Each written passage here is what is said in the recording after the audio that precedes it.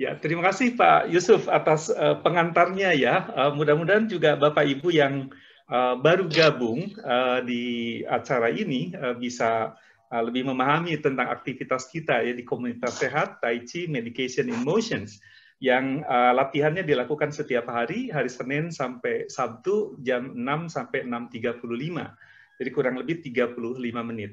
Baik Bapak Ibu sekalian, terima kasih atas kehadirannya. Tanpa menunda lagi, kami akan mengundang segera Pak Pujo Rahasto, Dr. Pujo, untuk menyampaikan paparan mengenai topik yang penting sekali ini buat kehidupan kita ya, jantung, bagaimana memelihara kesehatan jantung dan pembuluh darah sesuai dengan spesifikasi atau kualifikasi kompetensi Pak Dr. Pujo ya. Sekali terima kasih Pak Pujo, kami persilakan waktunya dan untuk PPT saya akan setel Bapak menjadi host ya. Silakan Pak Pujo, terima kasih. Baik, kedengaran suaranya? Terdengar Pak, terdengar. Oke. Assalamualaikum warahmatullahi wabarakatuh. Sebelumnya Pak Yusuf dapat salam dari Prof. Budi Setianto kemarin WA saya. Iya, terima kasih Pak. Iya, jadi Bapak Ibu sekalian, sebelum kita bicara lebih jauh mengenai exercise ya, jadi mungkin di sini saya lihat ada Prof. Teguh, ada dokter juga. Nah, mungkin ini saya sedikit pengantar dulu ya. Nanti mungkin banyakkan dengan ini apa namanya diskusinya biar lebih ramai gitu ya. Sambil saya coba screen share. Ya.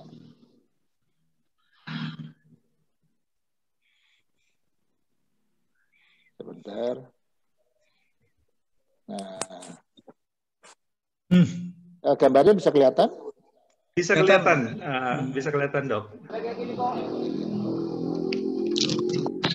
Ya. Ini mungkin untuk Bapak Ibu yang masih awam mengenai jantung kita ya. Jantung kita ini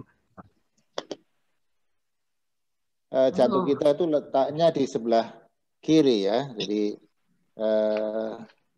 kalau orang kayak Pak Am ini kebetulan sudah mengakui kalau beliau adalah pasien saya. Jadi keluhan yang sebetulnya perlu diperhatikan adalah keluhan nyeri dada untuk penyakit jantung koroner ini. Jadi nyeri dada ada di bagian sebelah kiri. Kalau kita lihat lokasinya Bapak Ibu sekalian, itu nyeri dada bisa di bahu ya, bisa juga di rahang, bisa di punggung dan lengan. Jadi kadang keluhannya tidak khas sekali, tapi muncul pada waktu aktivitas. Jadi Bapak Ibu sekalian, kalau pada waktu aktivitas tiba-tiba rasanya nyeri, nah ini harus kita waspadai. Memang banyak juga yang tidak merasakan apa-apa. Jadi pasien-pasien saya juga banyak yang tidak merasakan ada keluhan nyeri dada seperti apa yang digambarkan oleh ini. Ya, jadi hati-hati kalau nyeri dada ini. Nah, kebiasaan di kita ini kalau nyeri dada katanya masuk angin. Nah, kalau masuk angin biasanya dikerokin, makin merah, makin anginnya makin banyak ini. Nah, ini harus hati-hati. Jadi kenapa kok kita tidak menganjurkan untuk dikerok atau dikasih apa minyak urut atau apa ya, karena dia akan menghilangkan keluhan sehingga kesannya seperti normal-normal saja, padahal proses di dalam jantungnya ini masih berlangsung. Jadi ini yang apa namanya harus diwaspadain. Kalau kita biasanya tidak pernah keluar nyeri dada atau enggak enak, maka kita harus segera untuk cek apakah ini sakit jantung atau tidak. Nah, kalau kita lihat ini adalah organ tubuh kita, jantung kita ada di sebelah dada bagian kiri. Jadi, nah inilah yang menjadi faktor risiko penyakit kardiovaskuler untuk Bapak Ibu yang masih awam. Yang pertama kali adalah merokok, ya. Jadi kita menganggap tidak merokok kalau 2 tahun sudah berhenti. Jadi saya harapkan Bapak Ibu yang masih merokok untuk berhenti merokok untuk menghindari terjadinya penyakit jantung. Yang kedua adalah diabetes, jadi penyakit gula. Nah, penyakit gula ini harus dikontrol dengan baik, jadi supaya kadarnya tidak naik turun. Karena kalau penyakit gula bisa kerusakan pada pembuluh darah. Yang ketiga, kemudian adalah hipertensi. Ya. Hipertensi ini harus diwaspadai juga, terutama umur-umur di atas 40 tahun. 40 tahun ini sudah mulai tekanan darah meningkat. Kemudian hiperkolesterol, jadi kolesterol LDL, kolesterol trigliserid ini harus diwaspadai. Berikutnya juga faktor keturunan. Jadi kalau Bapak Ibu punya penyakit jantung, maka harus hati-hati dengan kondisi putra-putrinya karena dia bisa menurun.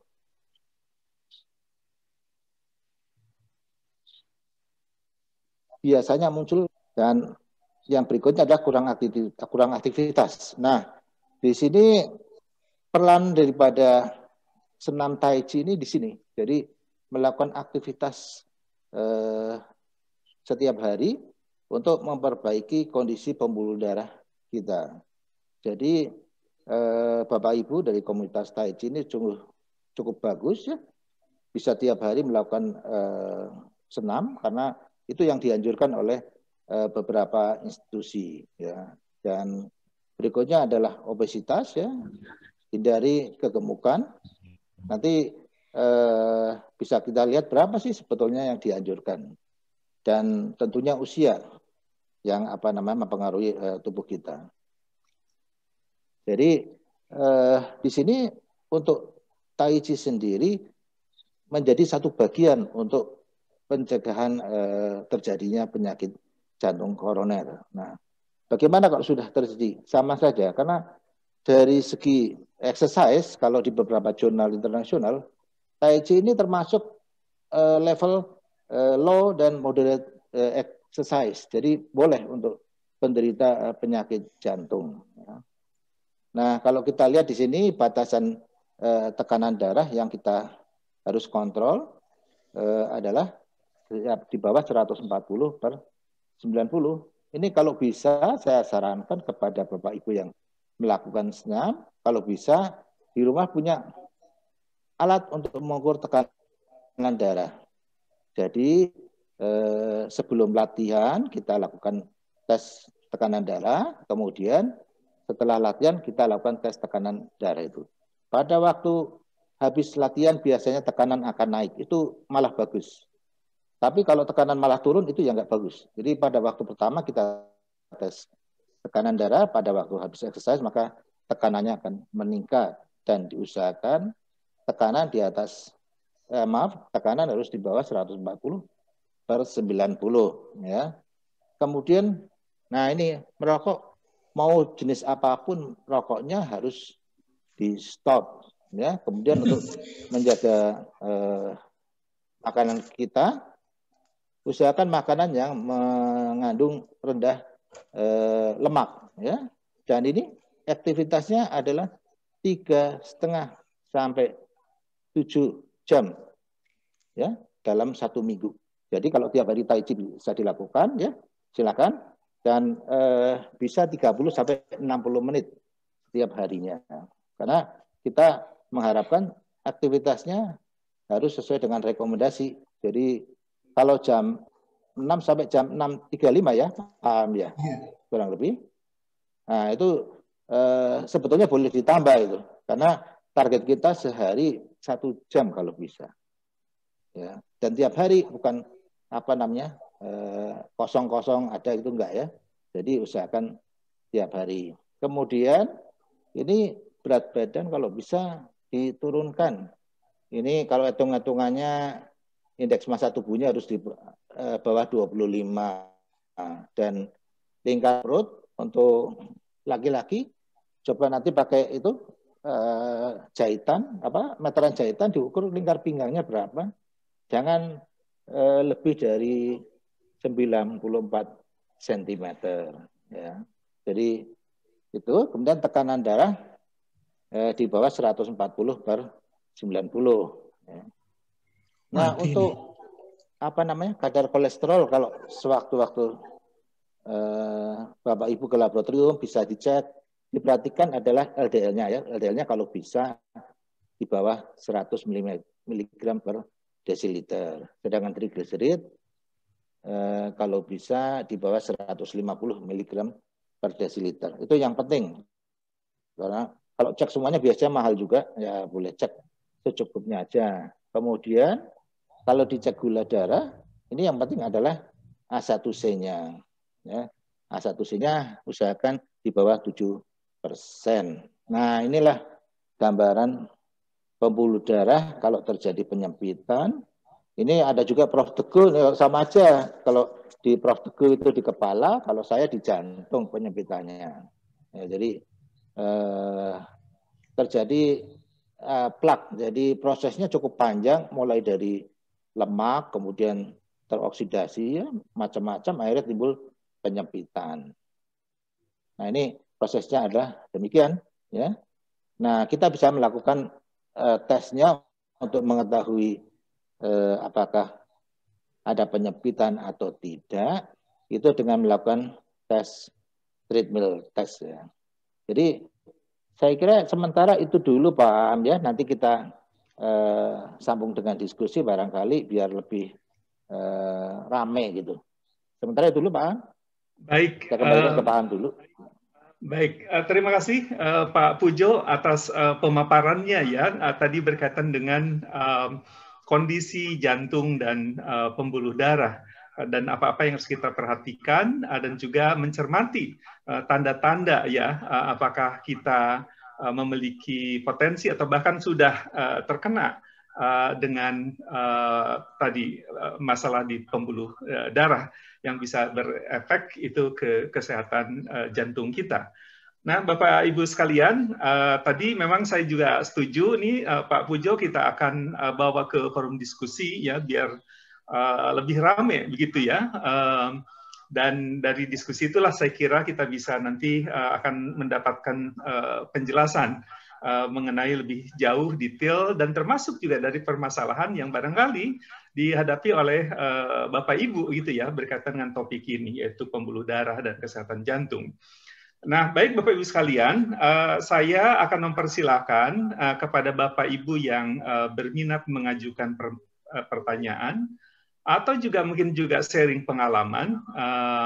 Nah, nanti Bapak Ibu tinggal mengajukan ini aja tangan, terus kemudian silakan di unmute, menyampaikan nama dan langsung atau apa yang ingin disampaikan. Baik Bapak Ibu sekalian, dipersilakan. Siapa dulu Pak? Saya Pak. Izin Pak. Oh, oke. Baik Pak. Siapa dulu nih tadi? Saya Doso Pak. Pak Doso. Pak Doso ya. Nanti Pak Doso, nanti kedua Pak Beni ya. Baik, silakan Pak Doso. Terima kasih Pak. Selamat siang Pak. Ya, saya pernah mengalami ada sumbatan di arteri Pak, di kiri bawah. Dia 7 tahun lalu Pak, ceritanya itu ada kayak kawat gitu, mencekram gitu. Rasanya panas dan lain-lain. Kemudian saya dianjurkan untuk kateter. Ternyata memang betul kami di harapan kita di kateter hasilnya memang ada sumbatan sudah lebih dari 50 Pak. Itu di sisi arteri kiri. Dan kebetulan saya juga nggak merokok, nggak minum, minuman keras terutama. Terus di situ dianjurkan oleh dokter Ispen itu untuk melakukan pasang ring. Tapi waktu itu ada dokter satu lagi yang menangani, kan kami 2 dokter, agak keberatan karena sumbatan itu kecil, arteri itu hanya 2 mili. Seperti itu. Jadi satu beralasan kalau nanti beriring, takutnya malah pecah atau bocor. Nah, akhirnya rujukannya dua dokter itu ya sudah obat jalan. Tapi kalau sakit lagi tetap dipasang ring. Nah, sekarang 7 tahun berlalu, Pak, kami aman lah seperti itu. Cuman masalahnya kemarin saya juga seminggu yang lalu saya periksakan lagi ke rumah sakit Instagram, Pak, apa? Ya, Gram, Pak, ya, yang di Cinere itu. Nah, kami di treatment, Pak, situ. Ternyata hasil treatmentnya kan memang buruk, Pak. Dalam artian di situ baru 5 menit saya sudah mengalami aritmia gitu, apa? Detak jantungnya tidak beraturan. Tapi tekanan darah masih di 140/90 waktu treatment itu. Nah, saran lagi dokter Budi, Budi itu untuk kateter ulang. Kateter ulang, kemudian kalau memang ada sumbatan yang signifikan nanti langsung dipasang ring, bahkan rinciannya sudah disiapkan itu. Nah, yang jadi pertanyaan saya, kan saya tidak merasa sakit gitu sekarang, tapi kadang hari malam itu ada kayak berdebar, Pak. Berdebar itu jantungnya lebih 100 itu. Bahkan saya pernah tensi itu, saya pasang tensi terus beberapa menit itu tekanannya 125/110. Untuk detak jantungnya ya, 125 detak jantungnya. Tekanannya bisa 200, Pak, waktu itu. 225/110. Jadi saya agak sedikit nervous gitu karena pas bangun tidur mungkin terasa kaget sehingga detak jantungnya sangat cepat gitu. Gitu yang. Tapi saya pernah eko ya, saya kebetulan di tahun 92 dulu itu eko itu ke dokter jantung itu memang ada bawaan klep jantung yang tidak terlalu rapat gitu. Nah, itu waktu itu saya ingat persis itu ada advice-nya bahwa Pak ini nanti kemungkinan Bapak sering berdebar atau sering nervous atau ada takut gitu. Kalau orang bilang tuh kayak orang ketakutan itu, saya kayak lihat apa terus takut, nah itu terus debar itu. Itu dok, nah saya mau tanyakan solusinya apa ya? Kira-kira apa saya tetap harus kateter ulang dan pasang ring ya? Atau mungkin ada cara lain yang saya dengar di Gatot Subroto itu bisa disuntik, satu suntik 10 juta yang bisa untuk membuang bongkaran atau menyumbatan itu. Mohon informasinya dokter, terima kasih. Selamat sore. Baik Pak Doso, terima kasih. Saya kira dipersilahkan Pak Pujo. Ya, terima kasih Pak Am. Jadi memang ini kasus menarik Pak Am sebetulnya ya. Jadi tidak semua penyempitan itu perlu dipasang ring, tidak semua, ingat ya.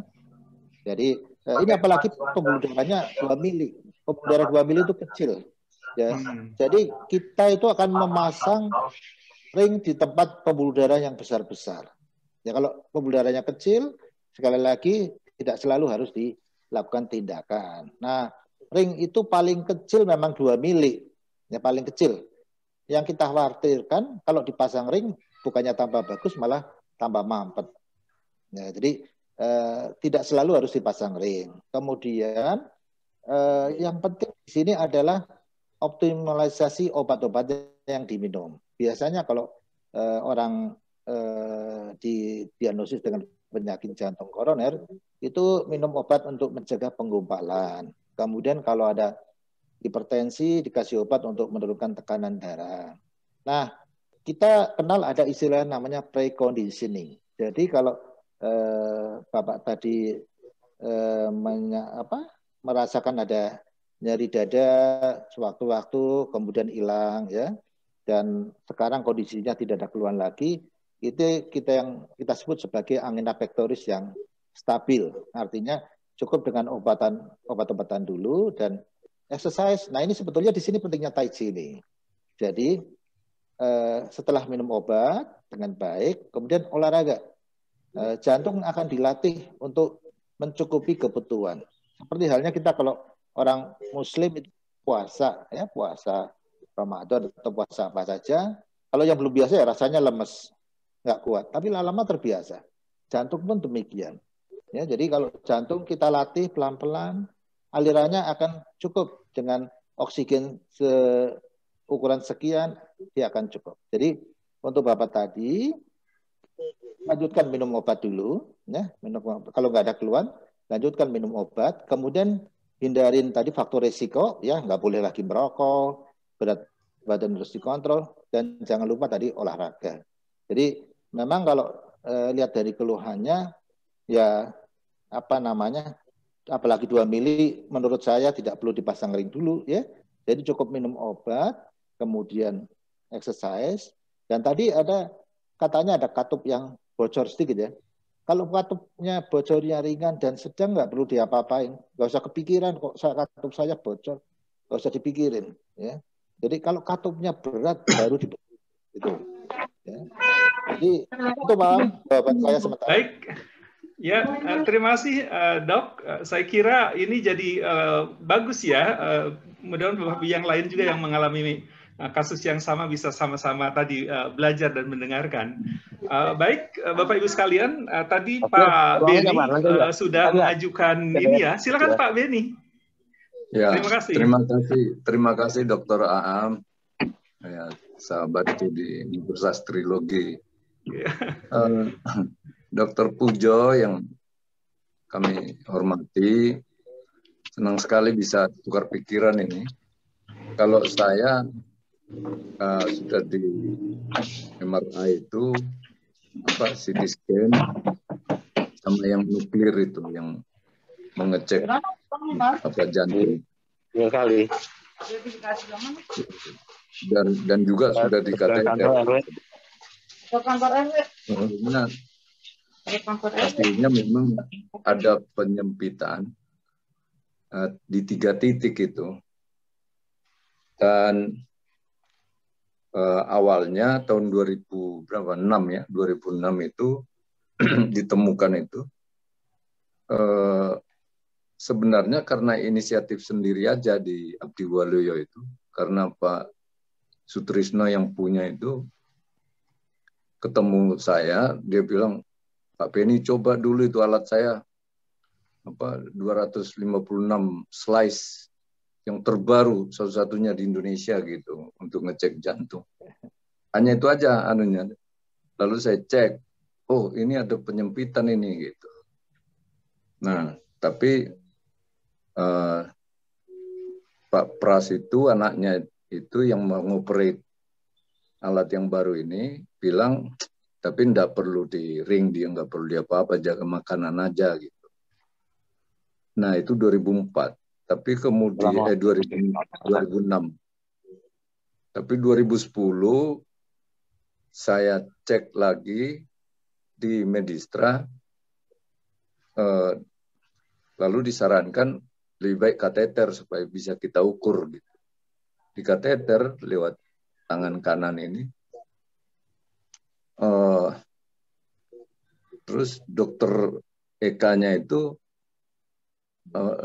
Santoso ya, Teguh Santoso ya, itu bilang, wah ini sebentar ini saya ring ini, selesai nih, saya ring aja ya kata dia gitu. Saya bilang janganlah dok, dicabut aja dulu kateternya gitu.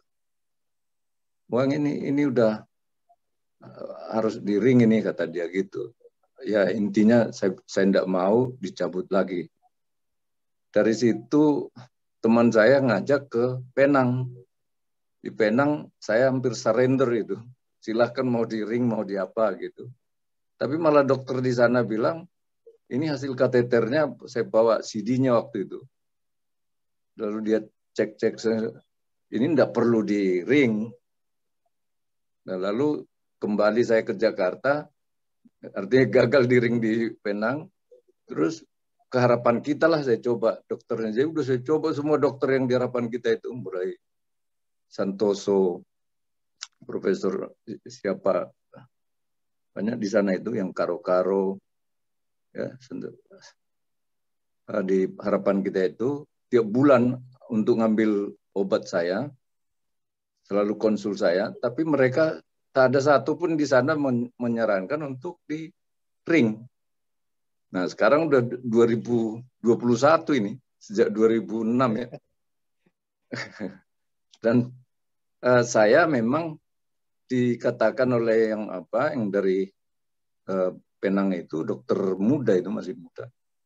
Dia bilang, kalaupun saya ring, itu Anda harus makan obat anti kolesterol itu dan pengencer darah. Tetap aja. Nah, kalau sekarang Anda makan aja itu, pastikan bahwa encer darahnya. Sebenarnya walaupun ada penyempitan ini, tidak perlu ada di ring. Yang penting encer darahnya gitu. Itu yang saya terima dari Penang itu pelajaran. Nah, lalu itu masuk di otak saya, yang penting pengencer darah dan kolesterolnya ini. Nah, 2 hari yang lalu saya tes ini darah saya, ternyata trigliseridnya itu rendah, tapi LDL-nya tinggi sekali, 150, dok.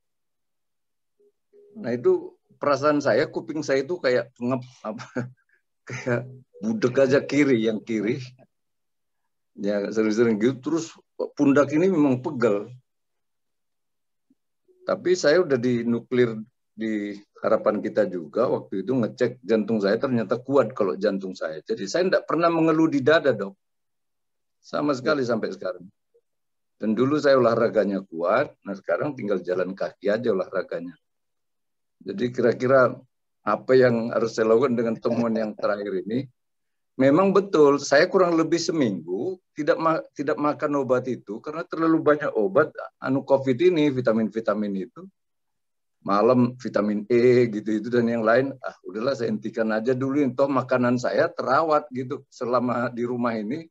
Jadi bisa makan ikan yang direbus, dibakar gitu-gitu aja. Jadi saya pikir nggak akan ada kolesterol, tapi kok aneh, kok bisa ada kolesterol ya, dok? Saya goreng-gorengan juga menghindari kok. Daging sapi apalagi nggak, hanya paling ayam, dan ayam pun kulitnya selalu saya buang itu. Seringnya itu ikan. Dan itu yang saya suka memang. Tapi kolesterol bisa 220, dok. Itu yang 2 hari yang lalu saya cek. Kira-kira udah minta tolong di advice Dr. Pujo. Terima kasih. Baik, langsung saya jawab, Pak Am. Ya. Oh iya, baik, Pak Pujo silakan. Ini Pak Beni senior saya. Tadi saya mute sedikit. Silakan, Pak Pujo. Pak Beni, jadi seperti yang saya bilang, tidak semua pembuluh darah harus dipasang ring, Pak Beni. Ya. Kalau penyempitan lebih dari 70%, baru kita akan pasang ring. Kalau dia nyempitnya cuma 30-50%, itu kita tidak akan lakukan pemasangan ring. Ya, karena penelitiannya ternyata tidak banyak manfaatnya gitu loh. Malah berisiko untuk terjadi restenosis dan malah berbahaya. Memang ada beberapa aturan, Pak Beni ya. Jadi contohnya begini, seorang penerbang, pilot, itu di peraturan internasional 50% aja harus dipasang, 30% harus dipasang ring.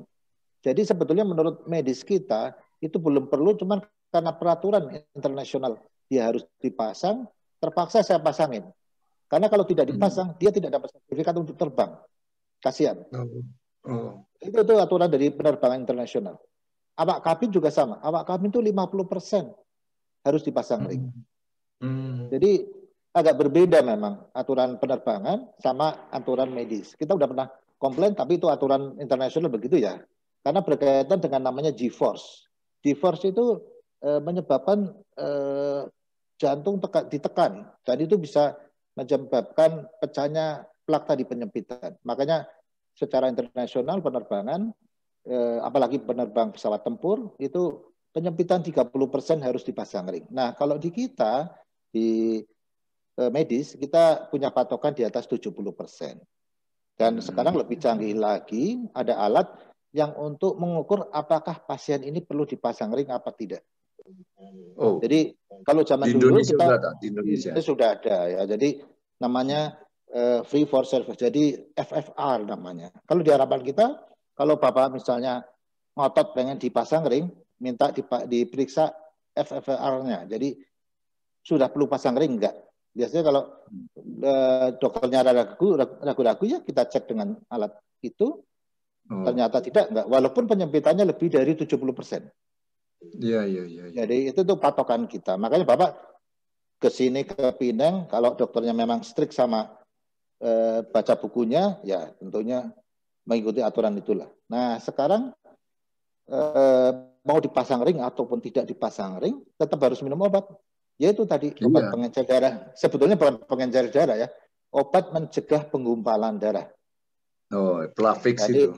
Plavix atau aspirin ya, itu kalau mau dicek agregasi trombositnya. Jadi cek agregasi trombositnya, hipo apa enggak. Ya, jadi kalau hipo berarti obatnya cukup bagus. Kalau ternyata masih normal dengan obat anti agregasi tadi, berarti obatnya masih kurang. Nah, itu yang perlu diperbaiki. Apakah obatnya kurang efikasinya? Dites di laboratorium ya? Laboratorium, ya. Cek agregasi trombosit. Iya. Iya. Kemudian obat-obat yang lain, ya tetap minum. Tapi ini, jadi sebetulnya begini, kayak obat flu itu obatnya 5 macam sebetulnya. Cuman karena dijadikan satu tablet kelihatannya kecil. Nah, obat jantung itu satu tablet berfungsi untuk satu kebutuhan. Ya, jadi obat kolesterolnya ini sendiri, jadi makanya kelihatannya banyak.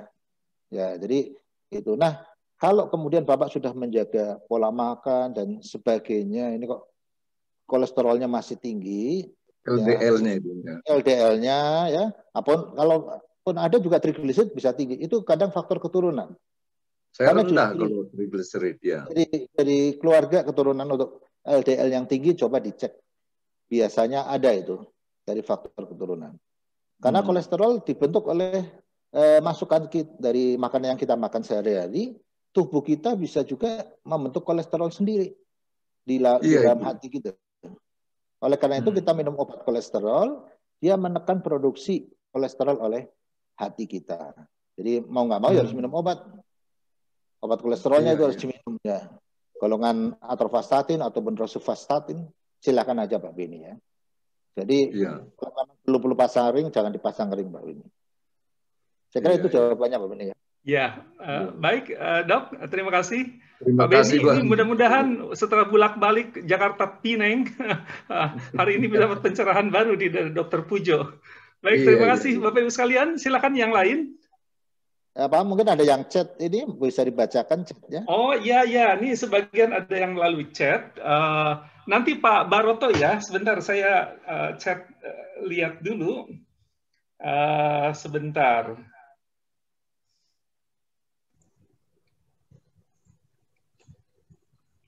Ya, ini langsung aja ke chat ya, Pak Pujo. Ini ada pertanyaan. 2 tahun lalu saya dipasang ring. Diawali kejadian tiba-tiba tidak bisa bernafas dan sakit di dada sebelah kiri yang menembus sampai ke punggung seperti ditusuk. Setelah pemasangan ring, saya disarankan untuk diet dan olahraga.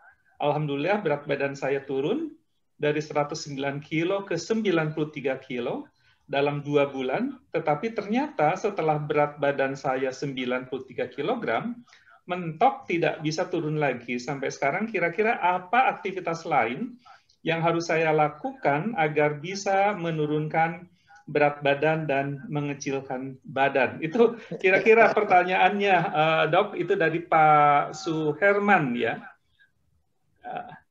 Dipersilakan. Ya. Jadi ini urusan berat badan ini ya.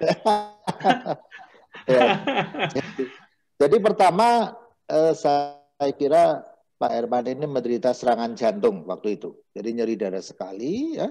Kemudian oleh dokter yang memeriksa langsung dilakukan tindakan namanya primary PCA primer. Jadi begitu kena serangan jantung, kita akan buka pembuluh darahnya dan sebetulnya ini tidak bukan menyebabkan berat badan turun enggak ya, tapi berat badan turun karena mungkin asupan makanannya itu yang dikontrol. Nah, Bapak bisa mengurangi karbohidrat barangkali ya. Kemudian tadi exercise ya, olahraga yang penting. Ini yang suka dilupakan sama kita-kita ini kalau sudah sakit maunya minum obat aja.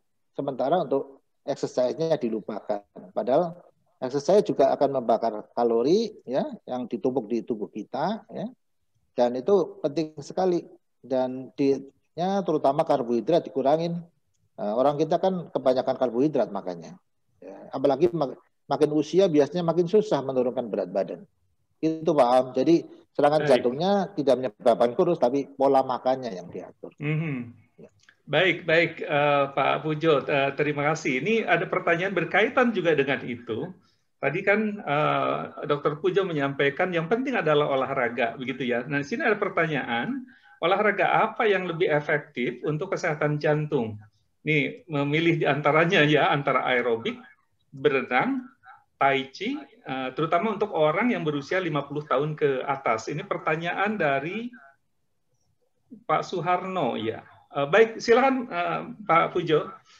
Ya, sebetulnya mau namanya tai chi, berenang itu termasuk olahraga aerobik.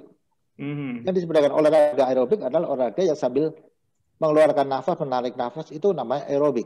Jadi berenang pun termasuk dalam kategori aerobik karena pada waktu exercise dia akan menarik nafas. Yang anaerobik adalah misalnya angkat beban, angkat besi. Itu anaerobik karena pada waktu kita mengangkat bebannya kita akan menahan nafas. Nggak mungkin orang mengangkat beban terus tarik nafas. Nah, oleh karena itu apapun jenis olahraga ya, tadi aerobik ya, tai chi ini termasuk aerobik, usahakan tadi 30 sampai 60 menit setiap hari. Itu tuh yang penting. Dan sebetulnya kita bisa mengukur nadi latihan. Jadi nadi latihan itu kita punya rumus 220 dikurangin umur. Itu nadi maksimal ya. Jadi contohnya umur 40 tahun. Berarti nadi maksimalnya ada 180 kali per menit. Tapi kita latihan hanya 70 sampai 85% dari nadi maksimal. Jadi kalau kita exercise, nadinya jangan, kalau yang umur 40 tadi, jangan lebih dari 220 kurang 180 ya. Jangan lebih dari 180.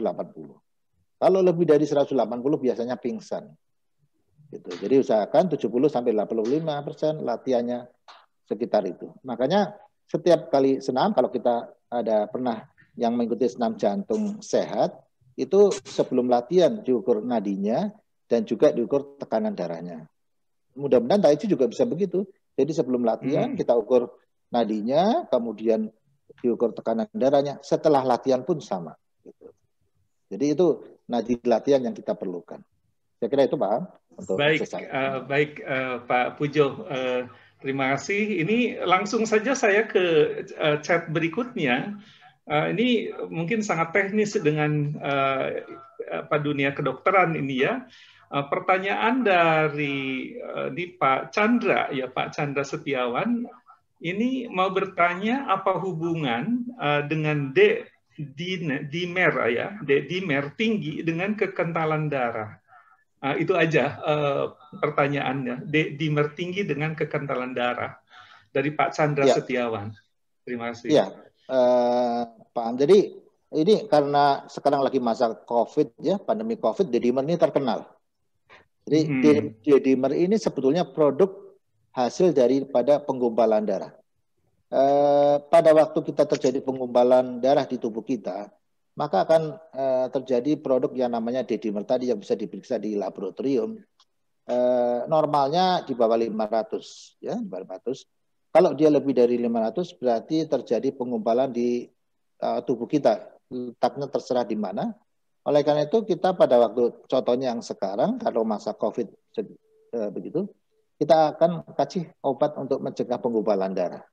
Jadi kalau di atas 500 kita kasih obat anti penggumpalan darah. Itu jadi D-dimer itu merupakan produk daripada pemecahan daripada penggumpalan darah, akhirnya dibentuk D-dimer tadi yang bisa diperiksa di laboratorium. Itu Pak. Baik, Pak Pujo.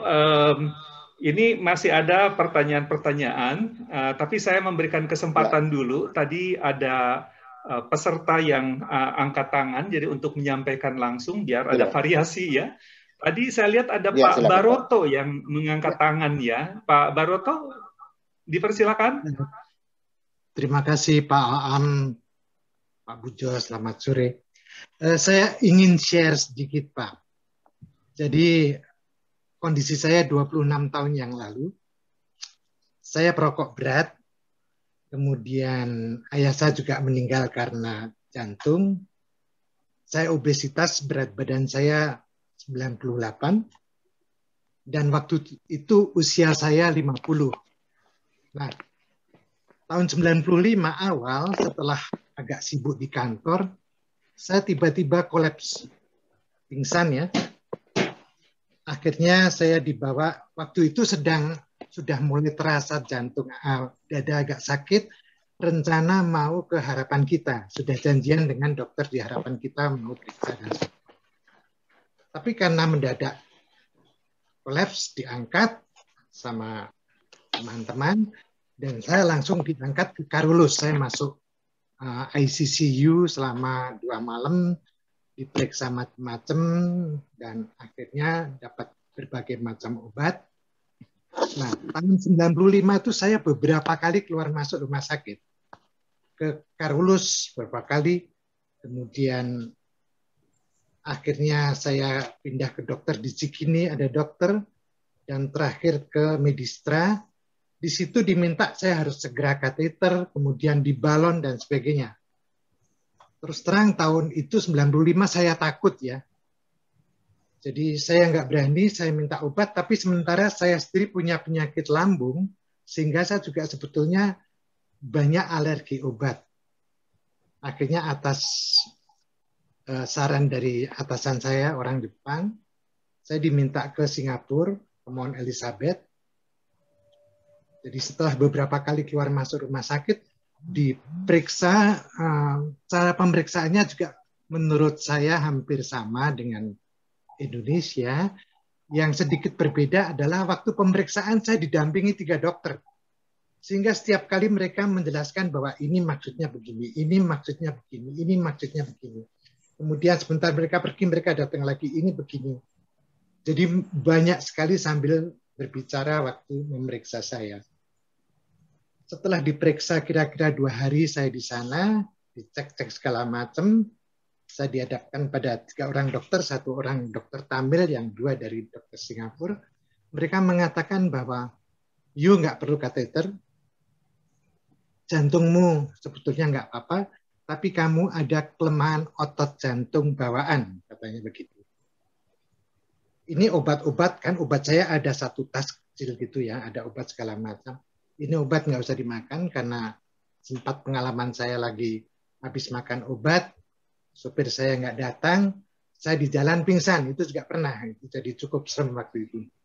Sampai akhirnya dinyatakan bahwa satu-satunya obat kamu adalah berat badan diturunkan, kemudian olahraga ringan, jalan kaki. Nah, saya jalanin jalan kaki tiap pagi, itu antara setengah jam sampai 1 jam saya jalan santai, dan kemudian juga berhasil menurunkan berat badan selama 5 tahun saya turun kurang lebih 15 kilo. Ya. Kemudian segala macam. Nah, dan waktu itu saya perokok berat, masih merokok sebetulnya, tapi baru mulai berhenti setelah pandemi ini saya berhenti. Itu rasanya menjadi semakin sehat, nggak makan obat dan nggak ke dokter lagi. Tetapi pada awal pandemi ini, saya mulai merasakan lagi tangan kiri saya sakit sekali, Pak Pujo ya. Setiap kali diangkat sedikit aja, begitu sakit. Karena apa? Saya pikir karena saya selalu tidur miring kaki, apa karena tidur? Tapi enggak. Jadi begitu sakitnya tangan kiri saya. Sementara saya merasa bahwa saya juga mulai diet, saya stop ngerokok, saya tidak makan yang aneh-aneh, saya jaga semua, tapi ini tetap sakit. Dan kesakitan ini terus terang mulai berkurang ya, terima kasih Pak Aam, setelah saya ikut Tai Chi. Itu agak berkurang, tangan saya bisa saya angkat ke atas. Yang pada waktu ini ya, Pak Yusuf Sutanto juga perlu saya kasih tahu, waktu itu kesakitan sekali dan sakitnya tuh nyeri sampai ke dada. Tapi sekarang ini karena kalau pas gerakan yang ke atas begini, saya udah bisa ini. Dulu yang sakitnya setengah mati. Nah, ini adalah sebetulnya sharing saya. Nah, pertanyaan saya sedikit sebetulnya, ukuran obesitas itu semacam apa? Umur saya sudah hampir 76, Pak, sekarang. Jadi, usia juga sudah usia kritis, ya. Kemudian orang tua juga dulu keturunan jantung.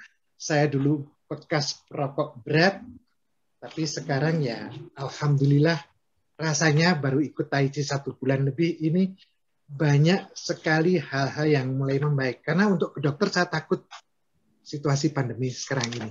Terima kasih Dr. Pujo. Ya. Baik Pak Baroto, terima kasih sharingnya. Saya kira ini juga bisa kita belajar ya sama-sama Bapak Ibu yang lain. Silakan Pak Dokter, silakan Pak Pujo, silakan. Oke.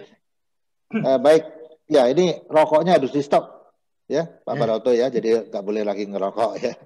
Nah, tadi sebetulnya kalau memang betul itu kelainan otot jantung, itu yang disebut dengan kardiomiopati. Jadi otot jantung kita mestinya memompa dengan bagus ya. Tapi kalau Bapak perhatikan seperti orang polio itu ototnya nggak bisa digerakkan. Jantung juga gitu. Kalau dia mengalami kelainan, maka tidak bisa memompa dengan bagus. Apalagi kalau awalnya berat badannya berlebih. Sehingga untuk mengalirkan darah ke seluruh badan agak susah. Nah, tapi kita harus pastikan apakah itu betul karena kelainan otot jantungnya ataukah ada penyempitan. Bisa aja dengan scanning tadi yang di Abdi Waluyo yang punya berapa 128 slides itu bisa dicek untuk mengetahui memang betul itu otot jantungnya ataukah kelemahan daripada otot jantung. Nah, mau nggak mau ya harus minum obat ya, obat untuk mencegah supaya tidak tambah berat kelemahannya. Ya, jadi ada obat-obat tertentu untuk memperbaiki kemampuan pompa jantungnya. Itu yang pertama. Kemudian kalau tadi keluhannya nyeri kalau tangannya mengangkat, sepertinya bukan sakit jantung ya. Jadi sakit jantung itu nyerinya pada waktu exercise ya, bukan waktu mengangkat. Kalau mengangkat, kalau orang kita bilang namanya rematik atau juga otot sendinya yang terlalu otot-ototnya yang terlalu kaku. Jadi dengan exercise tadi udah cukup bagus ya, dilatih pelan-pelan seperti halnya fisioterapi.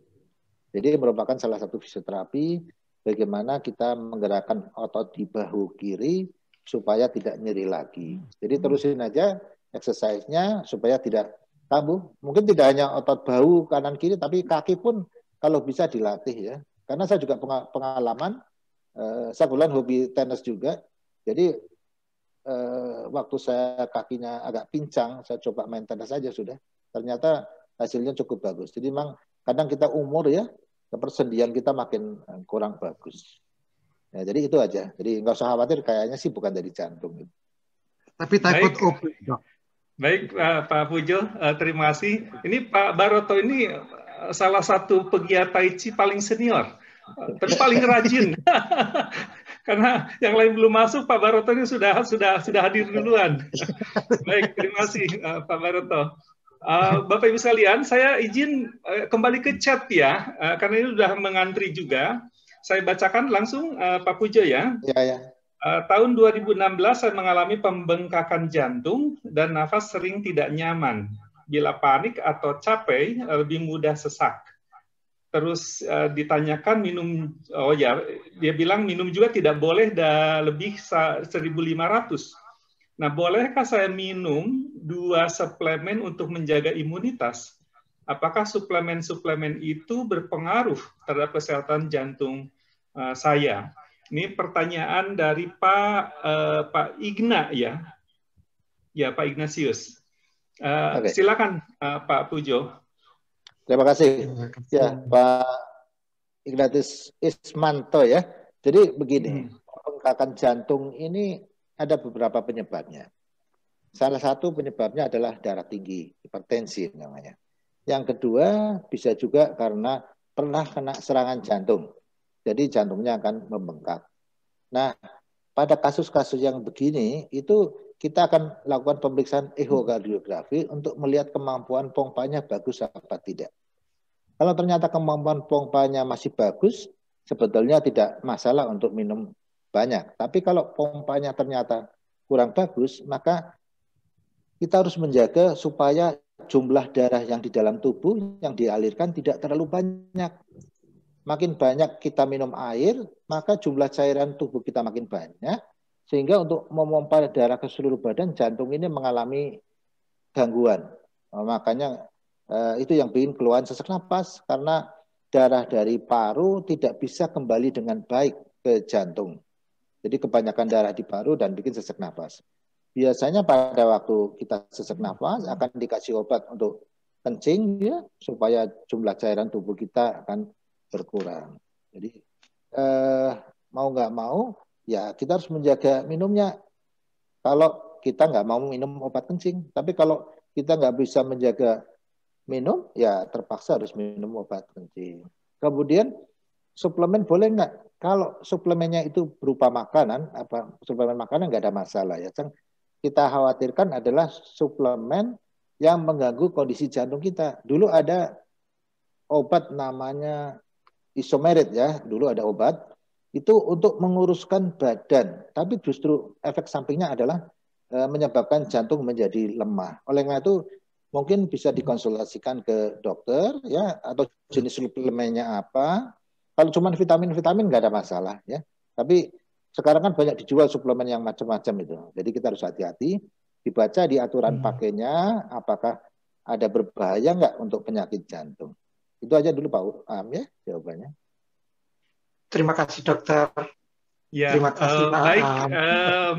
Ya, terima kasih ya Pak Ignatius atas pertanyaannya. Tadi saya kira sudah jelas ya, dan saya kira buat Bapak Ibu yang lain yang kebetulan juga punya pertanyaan yang sama. Nah, Pak Pujo, ini ada titipan juga nih di WA ya, WhatsApp. Ini mengenai RBB. Mohon dijelaskan di dalam pertanyaan itu apa yang harus dilakukan ya, antisipasi dan kenapa bisa terjadi gitu ya. Itu memang ada satu istilah ya di dalam kelainan jantung itu disebut sebagai RBB. Silakan RBB, Pak ya. Pujo. Ya, RBB itu right bundle branch block. Artinya di berkas cabang saluran ini listrik jantung di bagian kanan itu mengalami blok. Ya, jadi ini bukan masalah koroner, tapi mengenai aliran listriknya. Jadi normalnya kita itu punya pacu jantung ciptaan Tuhan yang ada di serambi kanan.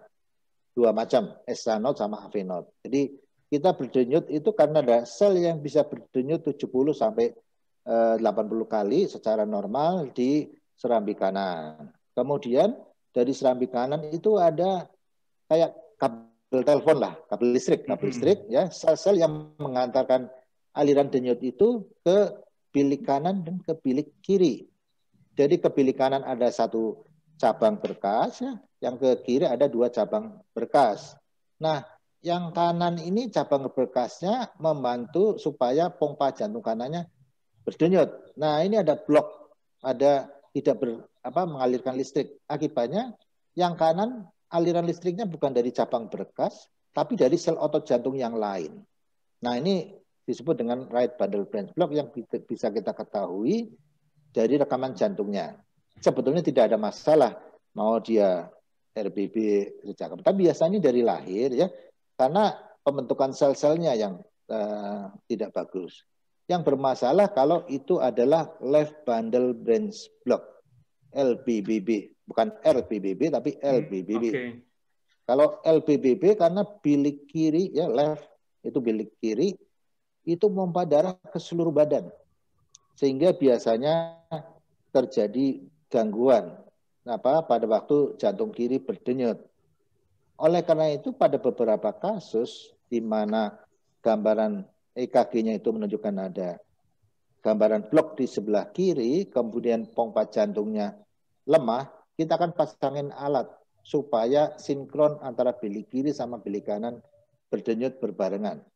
Karena kalau tidak berdenyut berbarengan, misalnya bilik kanan sudah berdenyut, bilik kirinya belum, itu sekat jantungnya akan bergeser ke kiri. Sebaliknya kalau bilik kirinya berdenyut, maka sekat jantungnya akan bergeser ke kanan. Sehingga tidak sinkron, akibatnya darah tidak mengalir dengan baik. Nah, ini kita bisa pasangin alat supaya dua-duanya bisa bareng-bareng berdenyutnya. Jadi banyak sekali yang bisa kita lakukan untuk kasus-kasus yang LBBB. Tapi kalau RBBB tidak kita ngapa-ngapain. Jadi nggak usah khawatir, ya kadang diagnosisnya kadang menakutkan ini RBBB. Nah, kalau kita sebagai dokter jantung RBBB ya udah biasa aja, nggak apa-apa. Itu paham, jadi nggak usah khawatir. Baik, Pak Pujo, terima kasih. Itu penanya dari Bu Yuli, itu dari Tambun, Bekasi. Jadi RBB sebenarnya nggak masalah ya, yang nanti harus diperhatikan itu justru LDD gitu ya, dan itu sudah ada mekanisme ya untuk antisipasinya. Ya. Baik, Pak Pujo, Bapak Ibu sekalian, sebelum saya bacakan chat yang lain, kalau ada yang ingin bertanya langsung dipersilakan. Langsung unmute, terus kemudian menyampaikan. Ya, boleh tanya Pak Arifin ya? Ya. Oh ya, oke, Pak Arifin, dipersilakan. Ya, kebetulan ada Dokter Pujo, ini untuk jantung ya. Untuk spesialis jantung.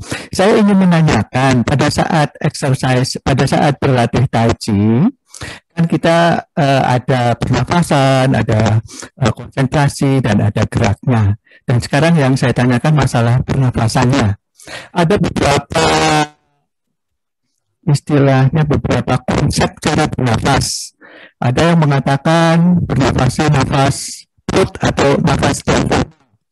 Ada lagi yang kedua nafasnya nafas diafragma dan nafas dada. Nah, bagaimana sebetulnya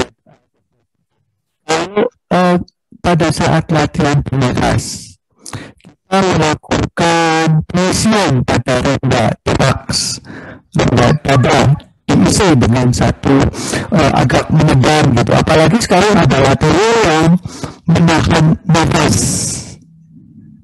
Itu bagaimana pengaruhnya terhadap kelompok usaha yang lansia yang pertama, kemudian yang kedua bagaimana pengaruhnya terhadap tekanan darah, kedua bagaimana pengaruhnya terhadap dari jantungnya itu sendiri.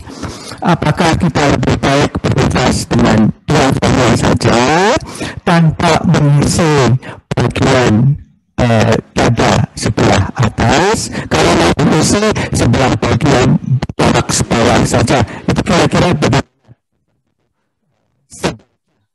Halo, Pak Arifin, suaranya agak ini ya, menggema. Yang terakhir kurang jelas. Ya, bagaimana pengaruhnya kalau kita melakukan suatu pernafasan? Oke. Siap, Pak ya. Pernafasan dada dan pernafasan perut maksud saya. Ya, bagaimana pengaruhnya terhadap tekanan darah, terhadap nadi, dan bagi kelompok-kelompok lansia. Terima kasih untuk sarannya. Oke. Baik, Pak Arifin, terima kasih. Saya kira Pak Pujo bisa dipahami tadi ya pertanyaan Pak Arifin ya? Ya. Baik, jadi ini mengenai nafas perut versus nafas dada dan pengaruhnya terhadap tadi tekanan darah dan yang lain-lain. Silakan Pak Pujo, terima kasih. Ya, jadi kalau di jurnal-jurnal internasional, Tai Chi ini ada beberapa keuntungan. Yang pertama, segi exercise aerobik. Ya, ini kategorinya Tai Chi ini merupakan mild sama moderate exercise. Itu yang pertama. Yang kemudian yang kedua adalah relaksasi. Ini untuk mengurangi stres. Ya, itu relaksasi. Yang berikutnya adalah strengthening. Jadi penguatan otot-otot. Jadi kalau ada pernafasan dada maupun pernafasan perut tidak ada masalah ya. Karena itu termasuk dalam kategori untuk penguatan dari otot-otot yang ada pada tubuh kita. Dan otomatis kalau exercise ya, apapun exercise-nya, tekanan darah sama nadi harus naik. Jadi boleh tes saja dipegang pergelangan tangan, pada waktu exercise harus naik nadinya. Kalau turun malah berbahaya. Ya. Tapi kalau sudah selesai exercise, kalau kita kena ada proses pendinginan, itu harus kembali normal seperti biasa. Jadi pada orang-orang dengan kesehatan jantung yang baik, jantungnya bisa memompa dengan baik, maka tekanan darah maupun nadi harus naik pada waktu exercise. Tapi akan turun kembali pada waktu proses pendinginan. Jadi silakan aja boleh dicek ya pada waktu sebelum latihan dan setelah latihan, dan pada waktu tengah-tengah waktu latihan kalau bisa diukur nadinya. Kalau punya jam yang ada nadinya bisa tahu nih, oh lagi naik nih, berarti memang saya olahraganya betul-betul olahraga, tidak cuma gaya-gayaan gitu.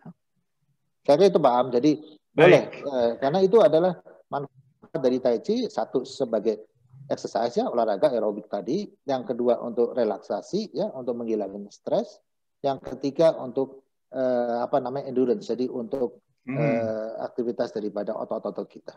Itu aja Pak. Baik, terima kasih Pak Pujo.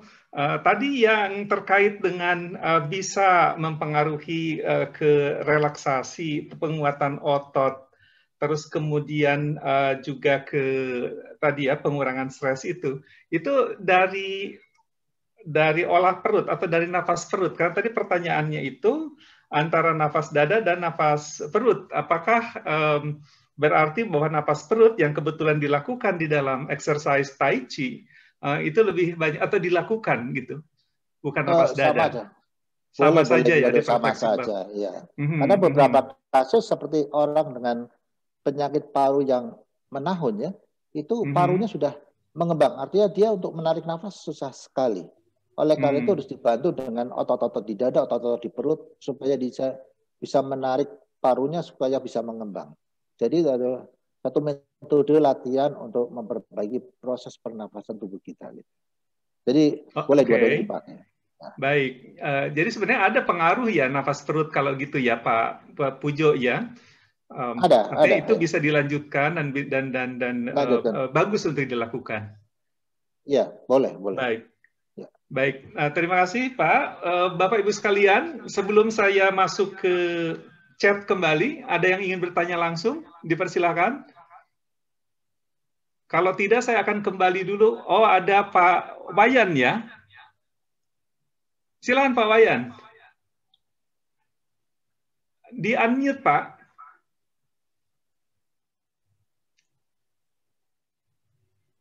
Pak Wayan di-unmute. Masih tidak kedengaran. Pikun ya, pikun. Ya, silakan. Ya, terima kasih Pak Am ya, dan Pak Pujo, Dr. Pujo, presentasi bagus, chattingnya tadi juga bagus-bagus. Saya pertanyaan ringan saja, saya sudah pernah pasang ring 2 tahun lalu, sekarang masih terus kontrol tiap bulan ke dokter. 2 bulan terakhir, tensinya itu cenderung di bawah ya. Sekitar 110/60, lalu denyutnya rata-rata kurang dari 60. Nah, yang ingin saya tanyakan untuk umur seperti saya, sudah 78 gitu ya, berapa toleransi sistol, diastol, dan denyut jantung terendah dan juga tertinggi yang masih bisa ditolerir gitu ya. Nah, kadang-kadang kalau rendah gitu bingung ngapain ya, karena ada disarankan minum air gitu ya. Mungkin Dokter Pujo ada saran lain ya kalau kadang-kadang mendadak rendah gitu ya, apa yang dilakukan di rumah gitu ya. Terima kasih. Baik. Pak Am ya. Ya, baik Pak Wayan, terima kasih. Ini Pak Wayan itu satu angkatan dengan Pak Baroto, sama-sama usia 78 tahun Pak Pujo. Tapi masih sehat ya, alhamdulillah. Baik, silakan Pak Pujo. Baik, jadi Pak Wayan, nggak usah khawatir kalau tensinya 110 ya, nadinya 50, 60 ya. Jadi kalau tidak ada keluhan apa-apa, kepala tidak puyeng atau tidak mau pingsan, tidak ada masalah sebetulnya. Artinya cukup untuk aliran darah ke seluruh badan, nggak usah khawatir. Justru kita biasanya mengharapkan tekanan darah serendah mungkin yang bisa ditolerir oleh tubuh kita. Iya. Memang kalau usia di atas 60 tahun secara kriteria boleh tekanan sampai 150/90.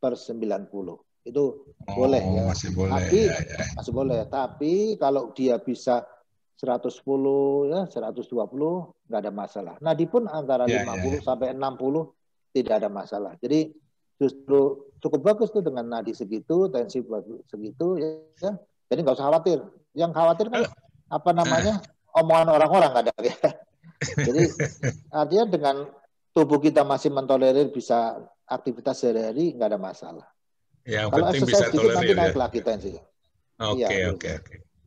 Ya, terima kasih Dr. Pujo. Biar membesarkan tapi hati sebelumnya, sebelumnya obat pengencer darahnya udah masih diminum? Nah, saya minum Oke, warfarin sama Concor itu ya. Concor mungkin dikasih. irama Bapak tidak teratur kali ya. Irama jantungnya tidak teratur karena minum Ya warfarin. ada sempat itu agak dangdut sedikit gitu ya. Dikasih Ya. Concor Jadi, sama warfarin. Warfarin 2 mili itu warfarinnya. Itu harus terus ya, Jadi kita konsumsi ya. Terus aja ya. ya. Nah, yang perlu dicek adalah kadar INR-nya, Pak. INR, jadi International Normalized Ratio. Itu harus 2 sampai 3. Jangan terlalu kan begini, kalau terlalu tinggi di atas 3 takutnya timbul perdarahan. Oh gitu. Kalau terlalu rendah di bawah 2 takutnya timbul penyumbatan. Jadi bagus. Oleh karena itu dicek INR-nya apakah sudah melalui kriteria 2 sampai 3 itu cukup 2 bagus. sampai 3. Oke. Iya. Oke gitu Pak ya. Ya, terima kasih Dr. Pujo. Ya. Baik, terima kasih Pak Wayan ya. Pak Pujo, berikutnya saya bacakan secara giliran. Ini ada 2 pertanyaan barangkali bisa digabung ya. Yang pertama dari Bu Salamah ini. Jadi pertanyaannya, dia memiliki seorang adik, terus kemudian tangannya atau telapak tangan itu berkeringat, walaupun tidak sedang beraktivitas. Nah, apakah itu tanda atau salah satu dari tanda masalah di jantung? Itu pertanyaannya. Tapi ini juga bisa dikaitkan dengan pertanyaan sebelumnya ini. Jadi cara ini untuk mengetahui dengan jelas itu bagaimana terjadi atau mengetahui adanya penyumbatan darah, adanya penyumbatan ya di pembuluh darah. Jadi mungkin nanti bisa sekalian gitu ya, karena ini bicara tentang tanda-tanda dan juga yang kedua bicara tentang bagaimana mengetahui ada penyumbatan pembuluh darah begitu ya.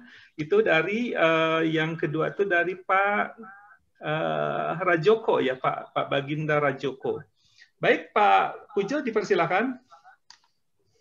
Ya, terima kasih Pak. Jadi mengenai tangan yang suka keluar keringat ya, itu bukan tanda penyakit jantung ya. Orang sakit jantung itu keluar keringat dingin karena kesakitan bukan main ya, sampai susah untuk berbicara. Dan ini karena kesakitan keluar keringat dingin, ini karena pengaruh saraf parasimpatis. Sedangkan kalau kecil kemudian keluar keringat dingin bisa banyak faktornya. Bisa aja lagi stres, ketakutan, mau ujian, itu bisa juga keluar keringat dinginnya. Ya, jadi apalagi misalnya anak perempuan ya, itu stresornya biasanya lebih tinggi gitu, jadi keluar keringat dingin. Tadi di slide saya sampaikan bahwa usia juga pengaruh, makanya kita harus lihat ini yang sakit usia berapa, jenis kelainnya apa ya, dan kita bisa memperkirakan ini kalau masih kecil ya sangat jarang sekali adalah penyakit jantung koroner. Kemudian bagaimana kita tahu ada penyempitan? Pertama yang jelas kita lakukan rekaman jantungnya, elektrokardiografi. Kalau di elektrokardiografi hasilnya ternyata normal, kita lakukan treadmill test. Treadmill test itu direkam lagi sambil jalan kaki. Karena pada waktu kita exercise, jalan kaki, itu jantung kita memerlukan oksigen.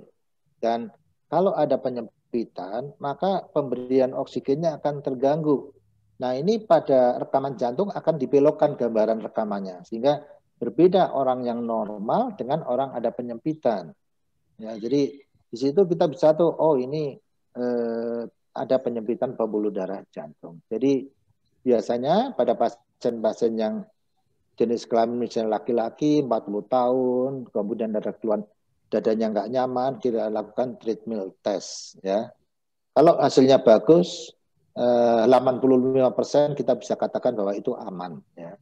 Jadi, kalaupun tidak bisa dilakukan dengan treadmill test, kita bisa lakukan dengan scanning di koronernya. Ya, jadi ada beberapa teknik yang bisa kita lakukan. Tapi pertama lakukan dengan rekaman jantung dulu. Jadi, termasuk juga pada orang yang keluhannya bolak-balik, kok saya sakitnya lambung, sudah dikasih obat lambung, tidak sembuh-sembuh, hati-hati. Karena bisa merupakan tanda juga penyakit jantung koroner. Jadi, kalau biasanya tidak ada keluhan, tiba-tiba kok ada keluhan, lakukanlah rekaman jantung, elektrokardiografi. Itu paham? Ya? Baik, Pak Pujo, ini juga mungkin menjawab sekalian itu ya, gejala ada sebagian orang itu yang meninggal tiba-tiba saat beraktivitas, sedang main tenis, sedang olahraga sepeda, badminton, begitu ya Pak Pujo. Jadi tidak selalu memberikan tanda-tanda, kan terlihat sebelumnya bugar, sehat, dan mampu berolahraga cukup keras, tapi tiba-tiba ya hilang gitu ya, meninggal di tempat. Nah, Ya. bisa dijelaskan kembali Pak Pujo tuh untuk pembelajaran pada kita. Memang kuncinya kan memeriksakan diri ya, jangan sampai merasa sehat tapi ternyata ada sesuatu gitu ya. Silakan Pak Pujo. Betul. Ya, jadi kadang orang itu suka takut untuk dilakukan check up setahun sekali. Takut kalau penyakitnya ketahuan. Nah, jadi saya sarankan kalau kita merasa sehat, datang ke rumah sakit bukan untuk berobat, tapi untuk melakukan medical check up. Ya, dan paling tidak ya itu setahun sekali kita lakukan tes, apalagi usia di atas 40 tahun, kita cek rekaman jantung, ronsen toraks, laboratorium ya. Dari situ bisa kita ketahuan kira-kira ada masalah apa dengan tubuh kita. Termasuk yang olahragawan biasanya karena rajin olahraga merasa dia sehat terus. Jadi tidak tahu kalau dia sebetulnya ada penyakitnya. Jadi walaupun dia olahragawan, supaya lakukan check up sebelum melakukan exercise, sehingga bisa tahu kira-kira takaran berapa yang dia bisa lakukan. Gitu Pak. Jadi pada umumnya sih pengalaman saya menangani pasien-pasien yang tiba-tiba meninggal, dia kadang lupa, nggak pernah check up, tiba-tiba meninggal aja. Gitu Pak. Ya. Oke, baik Pak Pujo, tadi tambahan saya kira ya, pentingnya memeriksakan diri gitu ya, dan itu saya kira harus ya, wajib ya Pak Pujo ya. Baik Bapak Ibu sekalian, sebelum kembali ke chat, jika Bapak Ibu ingin menyampaikan atau bertanya langsung, kami persilakan. Mungkin tinggal kesempatan 1-2 penanya lagi ya, karena waktu juga udah berjalan cukup cepat. Dipersilakan Bapak Ibu sekalian. Nah, kalau sementara belum ada, saya kembali ke chat ya, ke pertanyaan yang sudah ada di chat. Tapi ini ada Ibu maaf dari Stikes ya. Ya.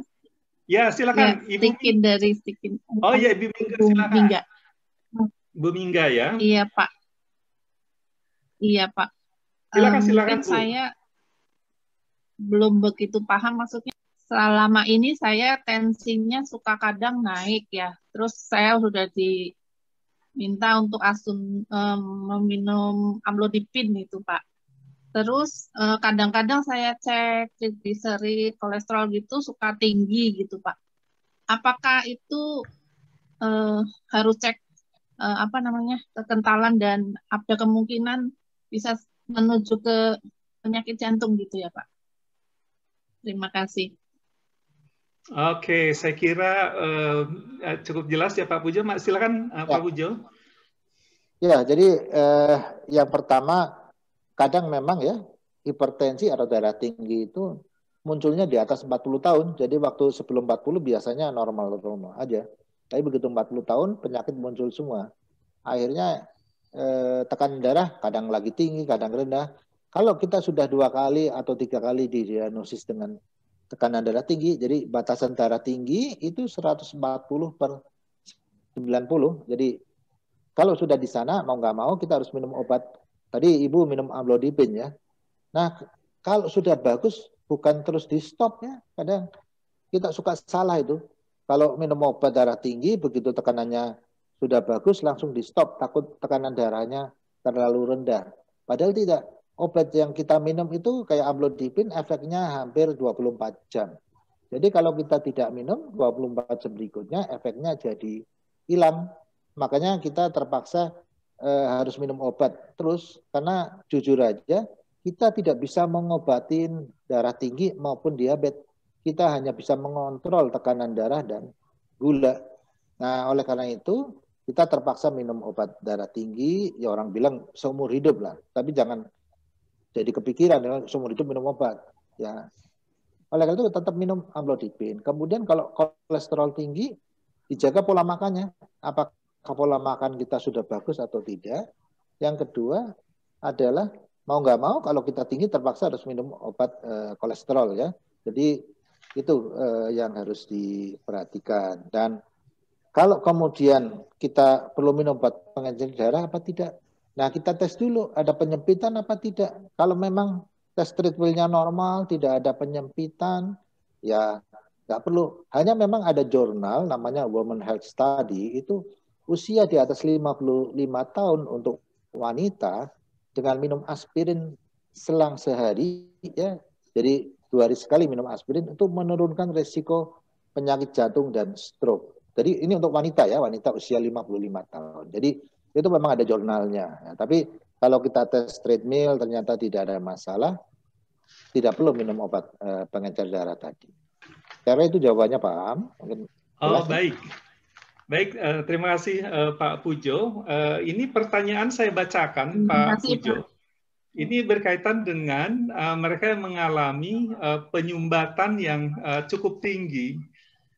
Jadi bagaimana mengatasi ya penyumbatan yang cukup tinggi itu tanpa operasi. Jadi pertanyaannya bagaimana mekanisme exercise olahraga itu bisa mengatasi mereka yang mengalami penyumbatan yang cukup tinggi itu. Itu yang pertama pertanyaannya. Terus yang kedua ada treatment namanya EECP disebutkan ya, EECP. Itu juga saya kira alternatif disebutkan untuk sebagai alternatif dari ya operasi bedah ya untuk jantung. Disebutkan di sini enhance external counter pulsations. Jadi yang ditanyakan adalah mekanismenya bagaimana itu bekerja dan berpengaruh secara baik terhadap kelancaran darah dalam pembuluh darah yang sudah relatif gitu ya tertutup atau tersumbat. Begitu Pak Pujo, terima kasih. Ya, jadi kalau penyempitannya cukup berat ya, katakanlah boleh sampai 99% atau hampir buntu ya, atau buntu 100%, maka sebetulnya tubuh kita ini cukup bagus sekali. Dia akan membentuk pembuluh darah baru, namanya neovaskularisasi. Jadi jangan khawatir pada kasus-kasus di mana pasien pembuluh darahnya kecil-kecil ya, tidak bisa dilakukan operasi, tidak bisa dilakukan dengan pemasangan ring, maka tubuh kita akan terbentuk neovaskularisasi. Jadi terjadi kolateral-kolateral. Makin banyak kolateralnya, maka pembuluh darah akan makin bagus. Nah, kemudian exercise bagaimana menyebabkan seperti itu. Nah, di sini exercise menyebabkan pelebaran pembuluh darah dengan di situ ada zat namanya nitric oxide dan juga akan membantu pelebaran pembuluh darah sehingga pembuluh darah terbentuk dan terjadi kolateral makin lama makin besar. Yang perlu dijaga adalah tidak perlu aktivitas yang berat karena pada kasus-kasus dengan penyempitan yang berat kalau kita melakukan aktivitas berat cukup berbahaya. Ya. Kemudian bagaimana dengan alat EECP? Ya? EECP ini merupakan suatu mekanisme bagaimana pembuluh darah di kaki itu didorong untuk naik ke jantung sehingga pemompaannya dilakukan pada waktu katup jantung aorta menutup. Dia akan mengisi pembuluh darah koroner. Dengan pengisian pembuluh darah koroner kita harapkan di sana pembuluhnya akan terbentuk kolateral ya, kolateral baru dan zat-zat aktif di sana bisa berkembang dengan baik. Di samping itu juga merupakan suatu mekanisme namanya preconditioning di jantung kita. Jadi dilatih.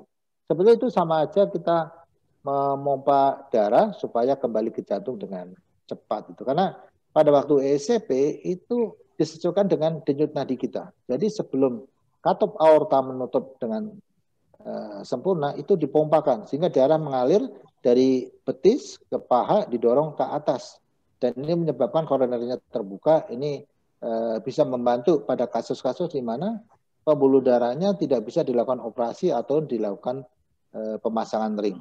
Itu Pak Am, ya jawabannya. Baik, Pak Pujo, itu saya kira pertanyaan di chat yang terakhir saya tidak bacakan, terlebih yang lain. Tapi ini kelihatan hanya tinggal satu pertanyaan lagi karena waktunya sudah hampir habis.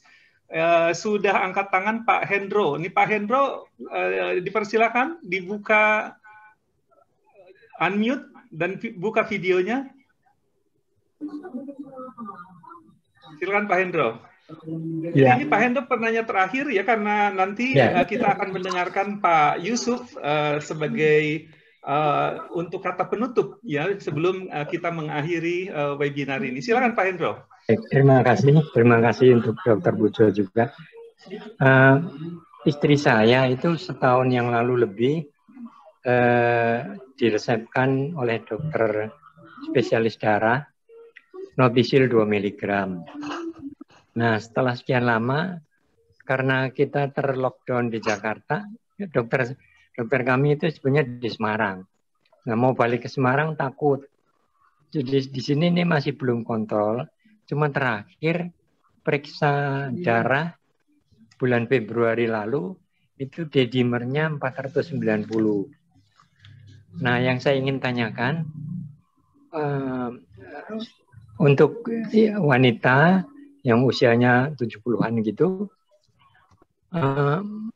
ini kan kadang-kadang terus kita udah nekat berhenti dulu Notisilnya, kadang-kadang kalau rasa nggak enak, kayak berat kepalanya diminum lagi. Nah, seharusnya tadi kan saya dengar harus diperiksa INR ya dok. Nah ini mohon arahan bagaimana ini untuk kondisi seperti kami ini, seperti istri saya. Terima kasih dok Pujo. Baik Pak Hendro, silakan Pak Pujo. Iya, Pak Hendro, Notisil itu sama dengan Simak 2 ya. Jadi Notisil itu sama, isinya warfarin juga. Pada waktu kita minum obat itu kita harus cek INR tadi ya. INR targetnya 2-3. Bapak ke laboratorium aja, minta dicek INR. Oh ya. Kadarnya berapa gitu. Nah, kalau dia kadarnya cukup tinggi sampai di atas 4, sebaiknya ditunda dulu barang 2-3 hari. Tapi kalau kadarnya kurang dari 2, itu tetap minum Pak. Jadi jangan stop obatnya. Nah, pertanyaan saya, kenapa dikasih Notisil tadi Pak? Apakah irama jantungnya tidak teratur atau karena D-dimer tadi? Pada waktu itu setahun yang lalu lebih ada keluhan sering pusing. Tapi memang beberapa bulan sebelumnya pernah dilakukan operasi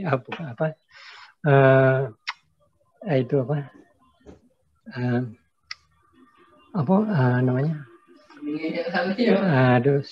Subdural hematom. Nah, tapi waktu itu memang dokternya bilang nggak apa-apa, itu kan sudah lama, jadi minum aja ini Notisilnya, warfarinnya itu. Nah, cuman sekarang setelah sekian lama, kami ya jadi terus terang ini bingung nih. Karena mau kontrol juga masih belum berani, sedangkan untuk melakukan pengobatan penggunaan Notisil terus-menerus juga masih ragu-ragu apa boleh apa enggak gitu. Ya, jadi bagusnya dicek laboratorium dulu Pak, INR-nya berapa nilainya. Ya. Kalau masih di bawah 2, diminum aja terusin nggak apa-apa. Ya. Ya. Kalau jadi maaf. Tadi kan diperiksa INR itu yang kadarnya antara yang baiknya di atas 2 atau di bawah 3 ya. Iya. Nah, kalau kemarin dulu D-dimer di bawah 500 itu nggak ada yang lebih harusnya dilakukan INR-nya ya dok. D-dimer itu untuk mengetahui ada pengumbalan darah apa tidak, beda. Ya. Nah, jadi kalau di bawah 500 kan normal Pak ya. Hanya mesti ada alasan lain kenapa harus diberikan Notisil gitu. Nah, kita kalau memang dianjurkan minum Notisil, dicek INR-nya Pak untuk kontrol kadar ini ya, apa namanya, cukup nggak warfarin yang kita minum itu? Iya, iya.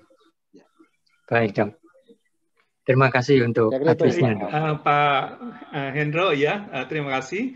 Pak Pujo, terima kasih. Ini rupanya waktunya sudah mendekati akhir. Ini terima kasih Pak Pujo atas pencerahannya. Saya kira semua dari kita hari ini bisa belajar banyak, lebih paham ya tentang kesehatan jantung dan pembuluh darah. Nah, saya kira ini salah satu tujuan kita untuk sharing di forum webinar seperti ini. Kita mendapatkan insight ya dan pemahaman, termasuk juga bisa melakukan antisipasi untuk meningkatkan derajat kesehatan kita, termasuk juga kesehatan jantung dan pembuluh darah yang sangat penting ini. Terima kasih Pak Pujo. Tapi sebelum kita akhiri, kita akan mendengarkan kata ya bukan kata terakhir ya, tapi penyampaian oleh Pak Yusuf nih untuk sebelum atau kita bilang itu the closing remark lah gitu Pak Yusuf ya. Dipersilakan Pak Yusuf. Terima kasih.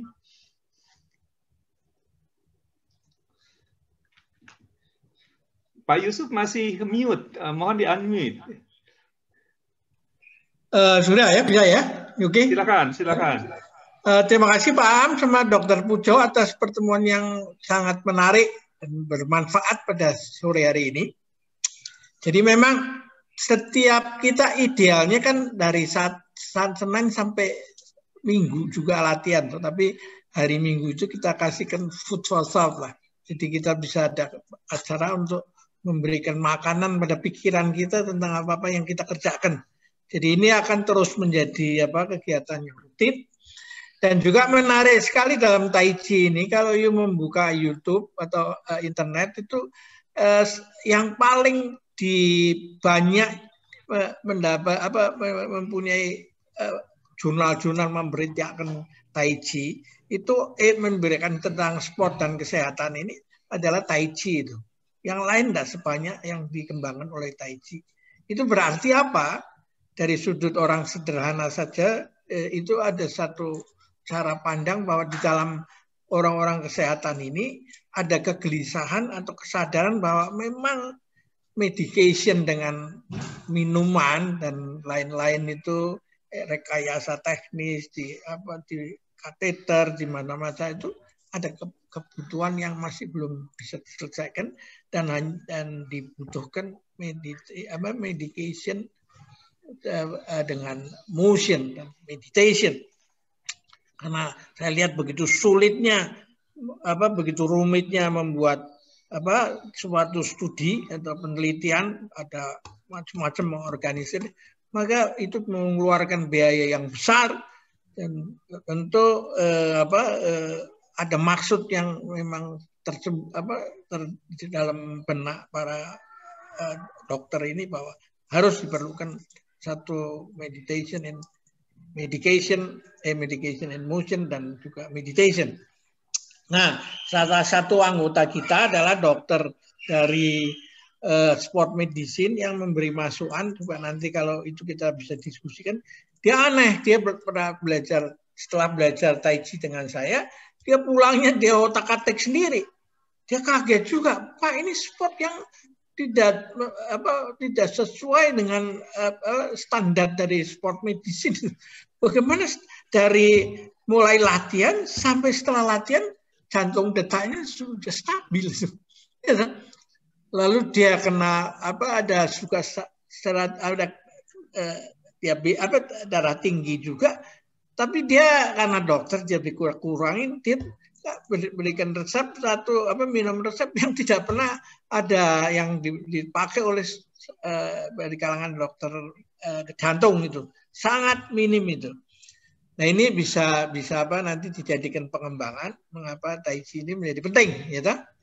Nah satu lagi saya mau masukkan beberapa hal yang praktis, yaitu setelah you berlatih Tai Chi, ujung jari itu semua menjadi merah dan berdenyut itu.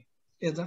Semakin lama ya berlatih Tai Chi dengan cara yang benar, lalu lebih cepat itu. Hanya dalam hitungan 10 gerakan itu sudah ada ujung jari kita sudah berdenyut itu. Ya. Nah, ini menarik supaya untuk diteliti dan lalu nanti kita coba kembangkan.